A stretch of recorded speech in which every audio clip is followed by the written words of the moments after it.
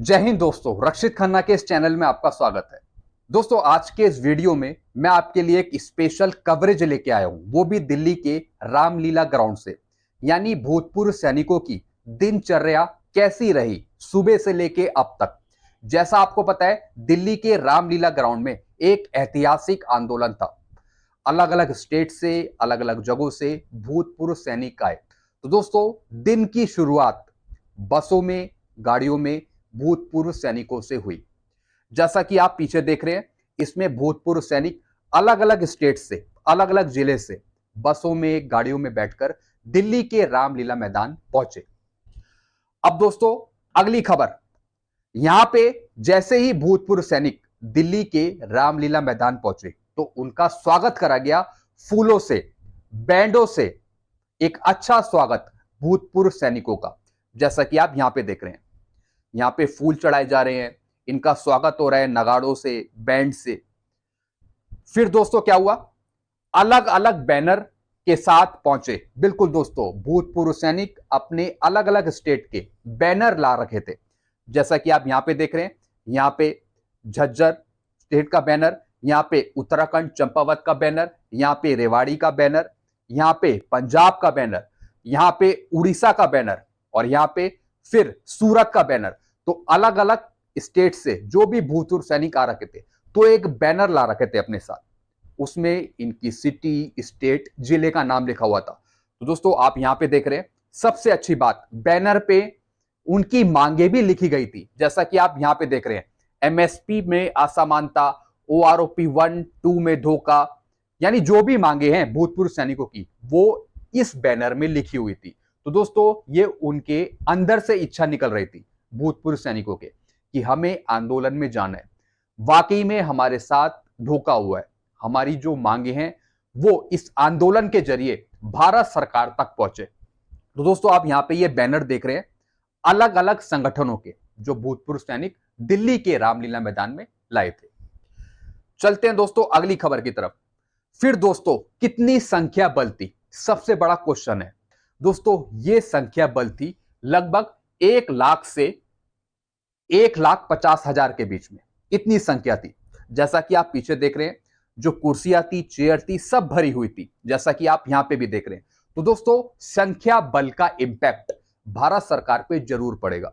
उन्हें भी पता लगेगा कि दिल्ली के रामलीला मैदान में भूतपूर्व सैनिक क्यों बैठे हुए हैं, उनकी क्या मांगे हैं।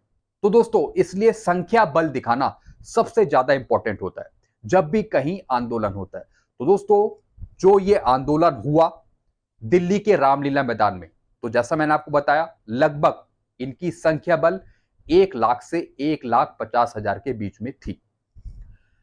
फिर क्या हुआ दोस्तों, मंच पर स्पीच सैनिकों और कोऑर्डिनेटर द्वारा। बिल्कुल दोस्तों, जैसा कि आप ये मंच देख रहे हैं, इसमें जो कोऑर्डिनेटर थे इस ऑर्गेनाइजेशन के, वो थे वीर बहादुर सिंह जी। और भी जो संगठन आ रखे थे, उनके जो मुख्य अतिथि थे, उन्होंने भी यहां पे स्पीच दी इस मंच से। क्योंकि दोस्तों, सिर्फ आना ही वहां पे जरूरी नहीं था, उनके विचार क्या थे अपनी मांगों को लेकर, वो भी बताना जरूरी था हर एक पूर्व सैनिकों के सामने। तो दोस्तों, मंच पर आवाजें उठी मांगों को लेकर, आपके सहयोग को लेकर, सारी चीज समझाई गई, जैसा कि आप पीछे देख रहे हैं। फिर क्या हुआ दोस्तों, खान पान, बैठने की अच्छी व्यवस्था। दोस्तों, हम पहुंच तो गए दिल्ली के रामलीला मैदान में, जितने भी भूतपूर्व सैनिक आए, लेकिन उनकी व्यवस्था कैसी रखी गई थी ऑर्गेनाइजर के द्वारा। दोस्तों, ऑर्गेनाइजर के द्वारा, voice of ex serviceman society के द्वारा एक बहुत ही अच्छी व्यवस्था कर रखी थी भूतपूर्व सैनिकों के लिए। जैसा कि आप यहां पे देख रहे हैं, खाने पीने की व्यवस्था, पानी का टैंकर है, सब कुछ अच्छी व्यवस्था थी भूतपूर्व सैनिकों के लिए। और दोस्तों, जैसा कि आप देख रहे हैं, यहाँ पे कुछ भूतपूर्व सैनिक बैठे हुए, मतलब कुछ आदमी बैठे हुए, और वहां पर वो खाना पैक करके दे रहे हैं भूतपूर्व सैनिकों को। दोस्तों, सबसे बड़ी बात, जो ऑर्गेनाइजर थे, जो इस आंदोलन के मुख्य लोग थे, उन्होंने अच्छा अरेंजमेंट कर रखा था भूतपूर्व सैनिकों के लिए। चाहे वो खान पान हो, चाहे वो बैठने की व्यवस्था हो, चाहे कुछ अदर व्यवस्था हो, सारी चीज अच्छी थी। फिर दोस्तों क्या हुआ, पॉजिटिव आंदोलन बढ़िया चल रहा है, सरकार से उम्मीद आंदोलन का प्रभाव पड़ेगा। बिल्कुल दोस्तों, ये जो आंदोलन चला, दिल्ली के रामलीला मैदान पे बहुत ही सकारात्मक, बहुत ही पॉजिटिव आंदोलन था। भूतपूर्व सैनिकों के चेहरे, उनकी हंसी, जो भी उनकी मांगे थी, वो सब कुछ दिखाई दे रही थी। तो दोस्तों, इस आंदोलन का प्रभाव भारत सरकार पे कहीं ना कहीं आगे जरूर पड़ेगा।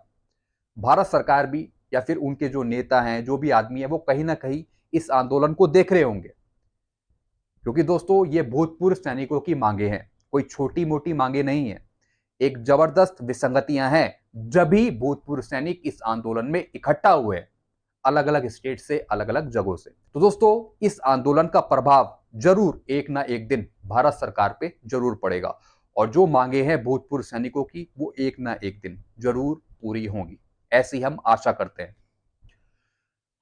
फिर है दोस्तों जैसा आपको पता है, आज आंदोलन था, तो इसकी तैयारी बहुत पहले से ही हो चुकी थी। यानी जो बैनर थे ऑर्गेनाइजर द्वारा, वो बांटे गए, चाहे व्हाट्सएप ग्रुप में आए हों, चाहे वो खुद दिए गए हों।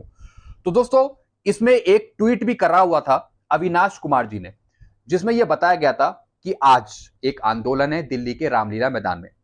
तो जो मीडिया है, नेशनल मीडिया है, जिसमें Aaj Tak ABP news, India TV news, Zee news, यानी जो मुख्य मीडिया है, नेशनल मीडिया, जो एक बड़ी मीडिया है, उनको भी यहां पे इनवाइट करा हुआ था।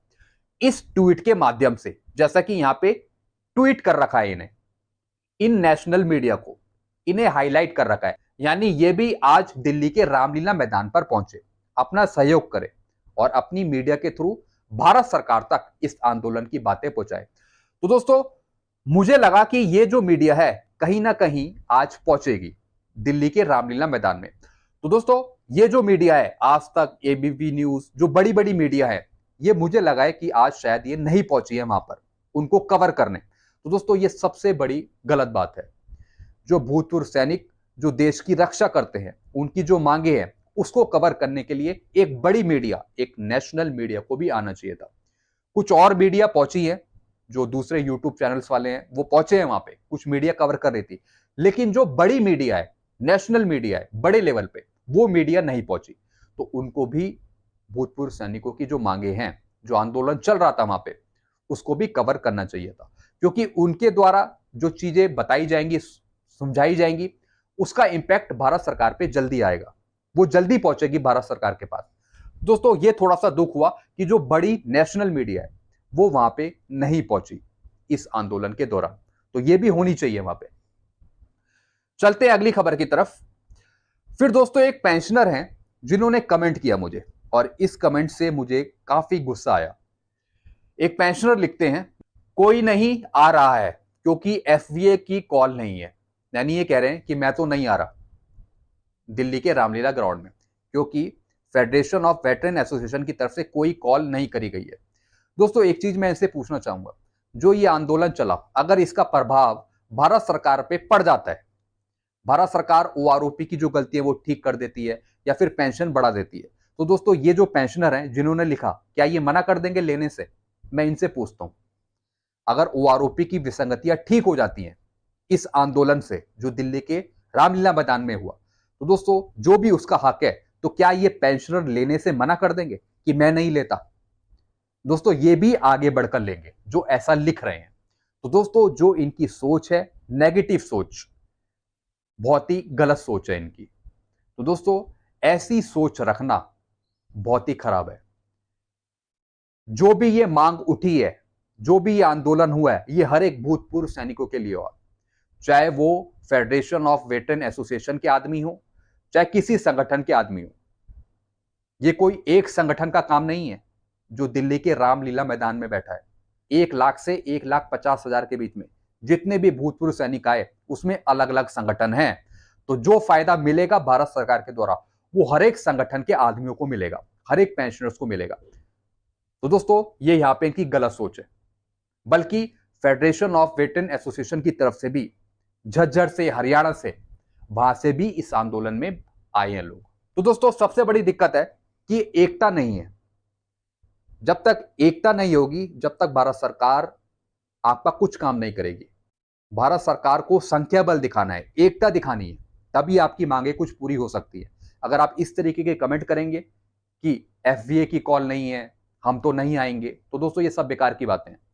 आप कोई से भी संगठन के हो, आप कोई से भी दुनिया में रहते हो, आपको एक होना पड़ेगा। एकता दिखाइए अपनी, चाहे आप किसी भी संगठन के हो। क्योंकि दोस्तों दिल्ली के रामलीला मैदान में जितने भी भूतपूर्व सैनिक आए हैं वो सब इकट्ठा है। उसमें ये कोई नहीं कह रहा कि मैं इस संगठन का हूं, मुझे इस संगठन ने बुलाया, मुझे इसने कॉल किया, कुछ नहीं। आपकी मांगे एक हैं, सब कुछ एक हैं, तो फिर अलग अलग संगठन क्यों?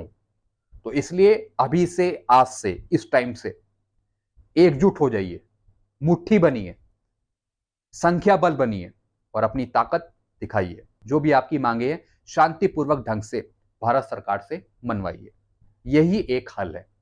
तो दोस्तों जो इनका कमेंट है, जो इनकी बातें, ये बिल्कुल भी सही बात नहीं है। दोस्तों ऐसी चीजों को हमें पीछे हटाना है, ऐसी चीजों से हमें पीछे रहना है और इनको भी समझाना है कि एकजुट हो जाइए। तो दोस्तों आज जो आंदोलन हुआ दिल्ली के रामलीला मैदान में, वो बहुत ही बढ़िया आंदोलन रहा। हम सब भूतपूर्व सैनिकों को सपोर्ट करते हैं, उनका सम्मान करते हैं। और दोस्तों मेरा ये दुर्भाग्य रहा कि मैं इस आंदोलन में नहीं आ पाया, क्योंकि दोस्तों मेरी कुछ प्रॉब्लम्स थी, मेरा कुछ ऑफिस का वर्क था, मेरे को कुछ पर्सनल काम थे, जिसकी वजह से मैं दिल्ली के रामलीला मैदान पे नहीं आ पाया। तो दोस्तों इस बात का मुझे दुख है, लेकिन दोस्तों मैं हमेशा आपके साथ हूं, हमेशा आपका सपोर्ट करता रहूंगा। दोस्तों ये चीजें मैंने आपको समझाई। वीडियो आपको अच्छा लगता है, वीडियो को लाइक करें और दोस्तों चैनल को सब्सक्राइब कर सकते हैं। Thank you so much.